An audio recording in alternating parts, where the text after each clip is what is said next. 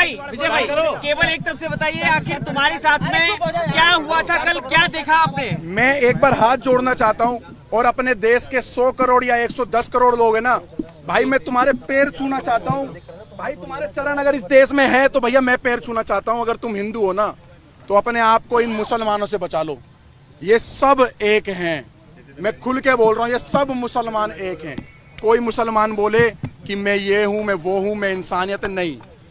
मेरे बच्चे को मौत के घाट उतार देते, मेरी गाड़ी रोकी गई, मेरी गाड़ी रोकी गई। 50-100 कम से कम मुसलमानों ने मेरी गाड़ी पर चुपड़ गए, पथराव करा, ब्लैंक गोलियां चला रहे हैं कट्टों से। हमने देखा जब कश्मीर फाइल मूवी देखी थी ना हमने, तो हमारा खून ना खोल गया था हमारा उस टाइम।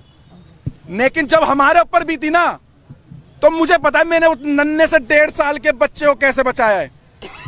मैं मर जाता, मेरा बच्चा मर जाता, या मेरी वाइफ मर जाती, अगर भगवान मेरा राम अगर मुझे बचा देता ना, तो मैं इस देश के संविधान, इस देश के कानून को साइड में कर देता। अगर मेरा बच्चा मर जाता, जहां पर इस देश का संविधान हमारे बच्चों को और हमारे परिवार को, सनातन को नहीं बचा सकता, जहां पर ये पुलिस आर्मी और हमारे देश को नहीं बचा सकती, आईपीसी धारा ही नहीं बचा सकती, जहां पर पुलिस वालों पे गोली चल रही है, जहां पे बड़ी बड़ी अधिकारियों को मेवात जैसे एरिया में डंपरों से कुचल दिया जाता है, तो वहां पर इतनी बड़ी यात्रा हो रही थी, 1 से 1.5 लाख व्यक्तियों की, सनातनियों की पूजा करने जा रहे थे, आराध्य करने, अपने आराध्य भोले शंकर जी की।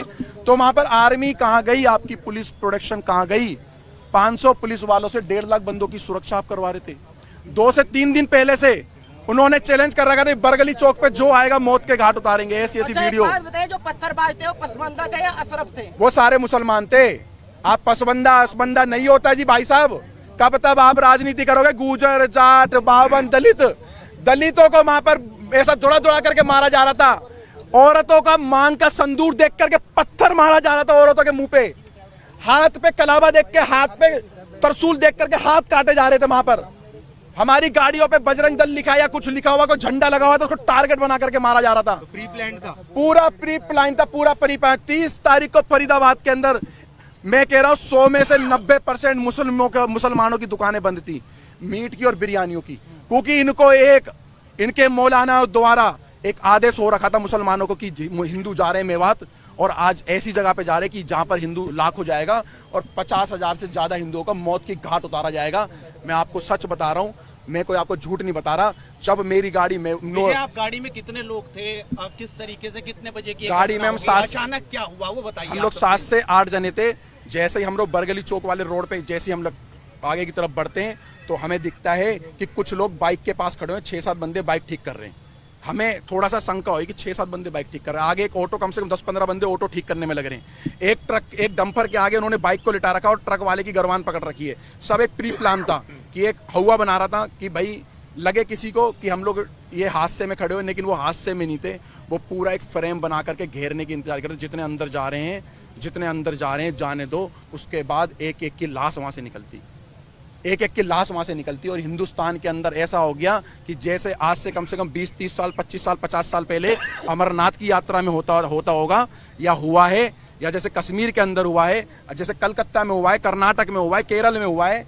आज हमें पर जब बीती तो हमें लगा कि सच में ये सब मुसलमान एक जैसे हैं।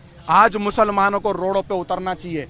आज मुसलमान रोडों पे उतरे जो गंगा जमुना तहजीब की बात कर रहे हैं। आज मैं कह रहा हूं अपने मुसलमानों से, देश के मुसलमानों से, जो कहते हैं हम इस देश के नागरिक है, पहली बात तो तुम इस देश के किराएदार हो, मैं बोलूंगा, क्योंकि मेरे बच्चे पे बात आ गई थी। मेरे बच्चे की ना ये मौत के घाट, मेरी औरत से ये बोला गया चलो जल्दी उतरो, 7-8 जनों से ये बोला गया चलो उतरो नीचे गाड़ी से। लेकिन मैंने अपने एक्सीलेटर को पैर पे डाल करके और एक्सीलेटर का पे पंजा दबाया और अपनी गाड़ी को आगे बढ़ाया। 70 से ज्यादा गिरफ्तारी हो चुकी है, क्या लग रहा है? 70 से ज्यादा लोग थे, लाखों आदमी इसके अंदर इन्वॉल्व है, लाखों आदमी। और मैं खट्टर साहब का, मैं बीजेपी का विरोध नहीं कर रहा, मैं कांग्रेस का विरोध नहीं कर रहा, मैं किसी पार्टी का विरोध नहीं कर रहा हूं। मैं साफ खट्टर साहब का विरोध करना चाह रहा हूं आपके चैनल के माध्यम से। खट्टर नहीं, मेरी बात सुन लो पत्रकार साहब। खट्टर साहब का एक बयान आया है कि हमने आधे घंटे या 1 घंटे के अंदर पुलिस भेज दी, सारा का सारा फेलियर और झूठ बात है। 3 घंटे तक उस मंदिर पे भी नहीं पहुंची थी, मंदिर के अंदर भी गोलियां चली। लेकर निकले, कहां गए? बरगली चौक। अपने आप को, अपने बच्चे को, अपनी पत्नी को, जो लोग थे उनको बस भागते रहे। जहां पर हिम्मत टूटी वहां पेट्रोल पंप दिखा, पेट्रोल पंप में गाड़ी घुसेड़ दी। मैं उन अंकल जी का एहसान जिंदगी भर नहीं भूलूंगा, मेरे को और मेरे परिवार को, और उन्होंने मेरे पीछे बैठे हुए व्यक्ति को, जो किसी के बच्चे थे, किसी माँ के लाल थे, उनकी माँ की आंखों की टकटकियाँ लगी हुई थी, मैं वहाँ पे मेरे बच्चे गए और वहाँ पर हमला हो रहा है। उन अंकल का धन्यवाद करना चाहूँगा। अंकल ने बोला डरो मत, गाड़ी यहाँ लगाओ, किसी माई के लाल में दम नहीं है जो इस पेट्रोल पंप की सीमा पार कर जाए। पेट्रोल पंप पे आए और रेकी कर रहे थे बाइक और कार से पेट्रोल पंप के सामने कि हाँ यहाँ ये फंसे हुए ये सारे के सारे, और मैंने भगवा, यही कपड़ा चेंज नहीं हुआ मेरा कल से, यही कपड़ा है मेरे पास, यही। इसको देख के टारगेट कर रहे थे कि अगर वो सारे का 200-250 की संख्या में आ जाते तो हमें पेट्रोल पंप पे ही मार देते, तो पेट्रोल पंप पे भी आग लगा देते। वो इस चीज को अंजाम देने वाले थे। फेंकने वालों में महिलाएं भी शामिल थी क्या? पत्थर फेंकने वालों में महिलाओं का मेरे को नहीं पता, मैं झूठ बिल्कुल नहीं बोलूंगा। मैंने अपनी नहीं जी, किसी ने भी देखी हो, मैं तथ्यों पे बोल रहा, झूठ नहीं बोलूंगा। सारे के सारे 15 से 16 साल के बच्चे थे वहां पर, 15 से 16 साल के बच्चे थे, बूढ़े थे, पत्थर पकड़ा रहे थे बच्चों के हाथ में, फेंको इनके ऊपर। भारत के अंदर ये हाल कर दिया। अगर पुलिस और कानून और प्रशासन अगर हमारी रक्षा सुरक्षा नहीं कर सकता ना, तो हम स्वयं करेंगे, आप पीछे हट जाओ। वो 15 मिनट की धमकी देते थे, मैं कह रहा हूँ 5 मिनट का मैं कह रहा हूँ, तुम पीछे हट जाओ 5 मिनट के लिए। हम अपने देश में ही बता देंगे, इस भारत के अंदर ही बता देंगे हम अपने धर्म की कैसे रक्षा कर सकते हैं। इतना कायर बुजदिल समझ रखा है तुम लोगों ने हिंदुओं को, इतना कायर बुजदिल। और सारे पत्रकारों से हाथ जोड़ के निवेदन कर रहा हूँ, सच दिखाना, झूठ मत दिखाना। ये दलाल पत्रकार, सोशल मीडिया के बड़े बड़े चैनल वाले ये बता रहे कि हमारे से क्या सुनी हो गई। हमारी सारी पद यात्रा गाड़ियों पे थी, और गाड़ियों पे 50 और 60 गाड़ी स्पीड, 50 और 60 की स्पीड में गाड़ियां चल रही है रोडों पे, हाईवे पर। भाई साहब 50-60 की स्पीड में क्या सुनी हो रही है? अरे नलाई को पढ़ाई भी करी है किसी स्कूल में, केजी, एलकेजी, यूकेजी, पहली, दूसरी, 10वीं, 12वीं, बीए कुछ कर रखी है। अनपढ़ो, इस देश के लोगों को बेवकूफ बना रहे हो तुम लोग। क्या सुनी हो रही है? पथराव कर रहे, गोलियां चला रहे, पुलिस पे गोलियां चला रहे, पुलिस को दंगा करके मारे, पुलिस की गाड़ियां चला रहे, थानों में आग लगा दिए। जहां पर पुलिस प्रशासन सेफ नहीं है, तो वहां पर पहले से हमें बताओ कि हम देश के कानून आपकी रक्षा नहीं कर सकते। गोली भी चली, मेरी गाड़ी पे गोली नहीं चली, मेरी गाड़ी के सामने से बिल्कुल गोली गई है, हवा में गोली फायर करी उन्होंने कट्टों से।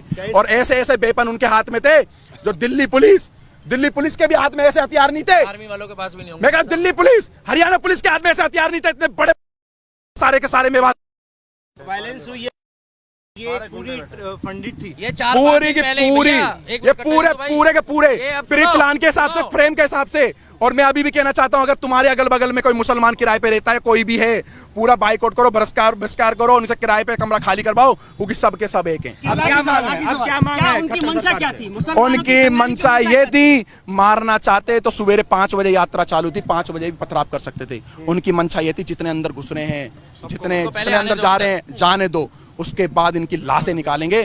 भारत के अंदर हिंदुओं पे हमला इस तरीके का हुआ। अगर तुम आप भी चुप रहे ना, तो फिर तुम अपने हिंदुओं का गुनाह, हमारा हिंदुओं गुना, हिंदुओं गुना, हिंदुओं गुना, हमारा गुना क्या गुना करा भाई हमने? आराध्य, हाँ 47 वाला झंडा, 47 गुना कोई नहीं था भाई साहब। गुना ये था कि हम लोग प्रशासन के भरोसे पे रह गए। अगर प्रशासन हमें पहले बोलता हम तुम्हारी सुरक्षा नहीं कर सकते, तो हम अपनी सुरक्षा स्वयं करते, और कैसे भी करना। हाँ, गजवाए हिंद की ये स्टार्टिंग है इनकी, ये गजवाए हिंद करने की, एक इन्होंने डर का मॉल बनाने की सोचा कि हम देश के अंदर एक मॉल ऐसा क्रिएट करें कि डर का और भय का मॉल। कोई भी मुसलमान से डरने की जरूरत नहीं है। मैं विजय हिंदू ऐलान कर रहा हूँ, किसी भी मुसलमान से इस भारत के अंदर डरने की जरूरत नहीं है।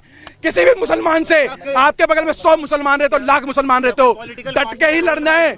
जैसे हमारे भाई, हमारे बड़े पूर्वज भगत सिंह भाई भी लड़े थे, महाराणा प्रताप और पृथ्वीराज चौहान भी लड़े थे, उनके वंशीज हो भाई, उनके वंशीज हो भाई। मैं एक बात और बताइए, क्या लग रहा है सरकार से कार्रवाई की उम्मीद दिखाई दे रही है? क्योंकि मानव अधिकार की बात आ जाएगी, सुप्रीम कोर्ट आ जाएगा। मेरी बात सुनो, उनके हत्यारों को अभी तक जो है सजा, हाथ जोड़ के विनती है, मैं सारे अपने नालायक देश के सुप्रीम कोर्ट के जजों से बोलना चाहता हूँ, सारे देश के IAS IPS कमिश्नर DCP साहब से बोलना चाहता हूँ, अगर मेरा 1.5 साल का बच्चा मर जाता तो कौन सा जज मेरे बच्चे को लाके देता?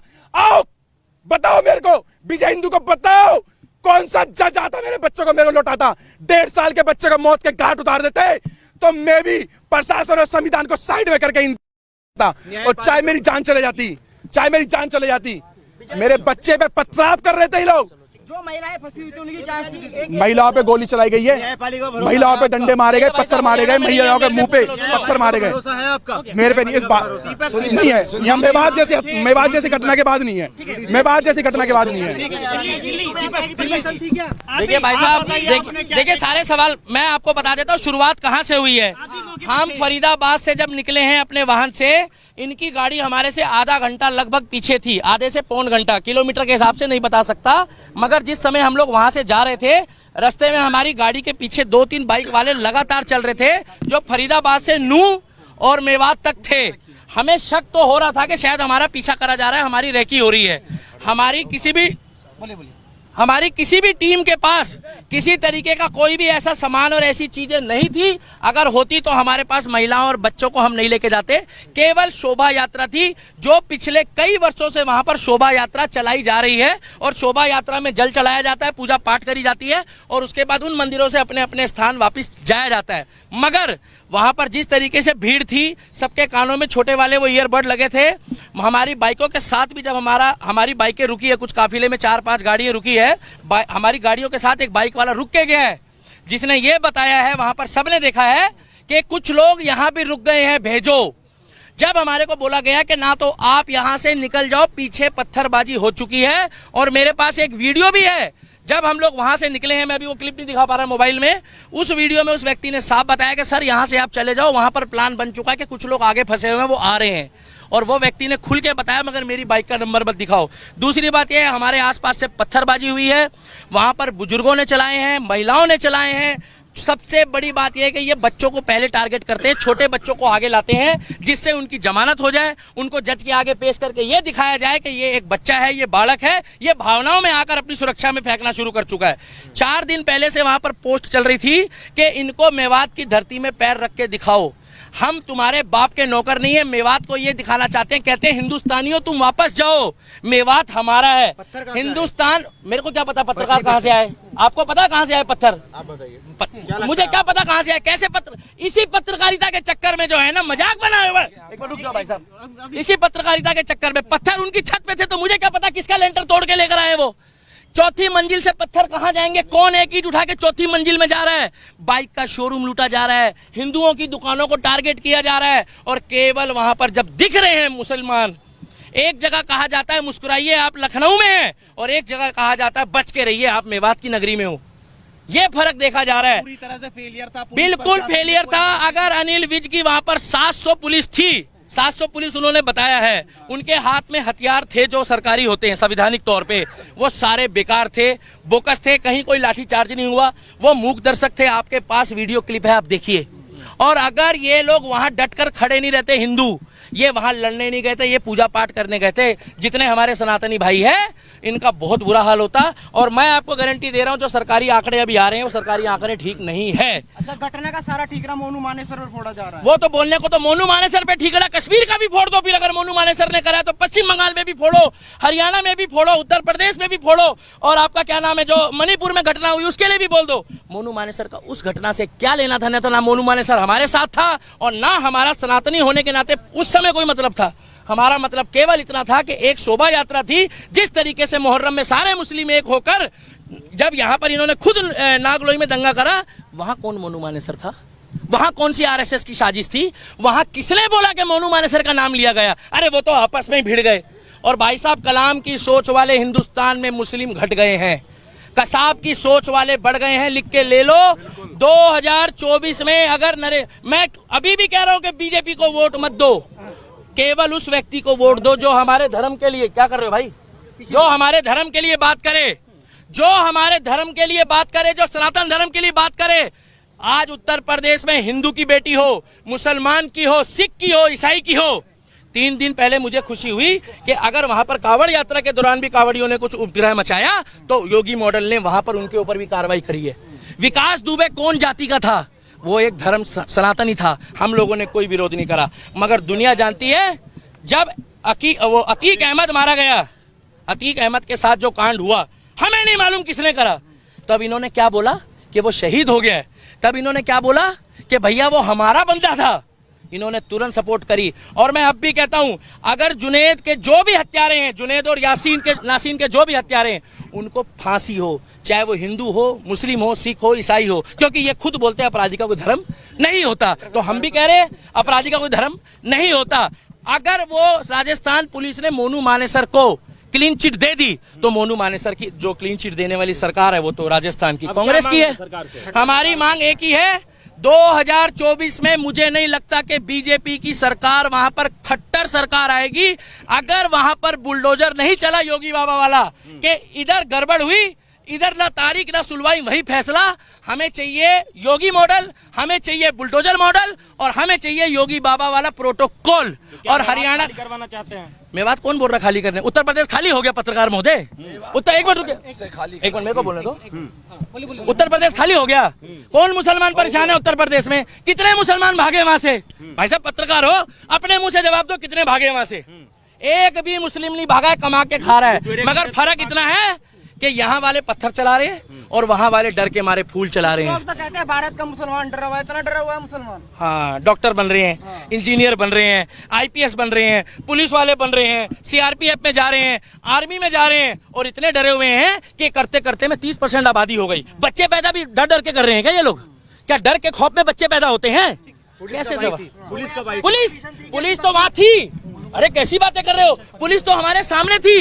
ये पूछो कि और बल कब आया है? और बल जब आया है जब वो वहां पर पूरा माहौल खराब हो चुका था, जब वहां पर लोग मारे गए। वहां पर एक मिनट लास्ट बात बोलना चाहूंगा। 2024 में हरियाणा वालों हाथ जोड़कर सुन लो, सभी एडिटर को कह रहा हूं, डॉक्टर, इंजीनियर, प्रोफेसर, आईओ, जज साहब, जो मेवात में हुआ है वो मेवात फाइल बनने की तैयारी कर दी थी इन लोगों ने, उसमें कुछ छोटी मोटी खामियां रह गई। वहां पर आज भी खेतों में हमारे हिंदू भाई पड़े हैं। मैं हाथ जोड़ के कहता हूं उनका रेस्क्यू कर लो। आज की पोजीशन में भी अगर रेस्क्यू नहीं करा तो कल तक वहां से बहुत खबर आएगी। और 24 में जो सरकार चुनोगे, हमें कोई मतलब नहीं है बीजेपी को वोट मत दो या मत दो, निर्दलीय को जिता देना। मगर जो हमारे सनातन धर्म और हिंदू धर्म की बात करेगा, केवल उनको जिताना। खुफिया, एक बार पत्रकार, इन पत्रकारों का जवाब देने दो, खुफिया एजेंसी का कहां देना? आईएसआई के एजेंट कहां पाए गए? कितने एजेंट पाए गए? इसी चक्कर में यूट्यूब और फेसबुक बदनाम हो रही है और पत्रकारिता। अब अगर कार्रवाई नहीं हुई तो खट्टर सरकार बुरी तरीके से पिटेगी और इनका फेलियर है।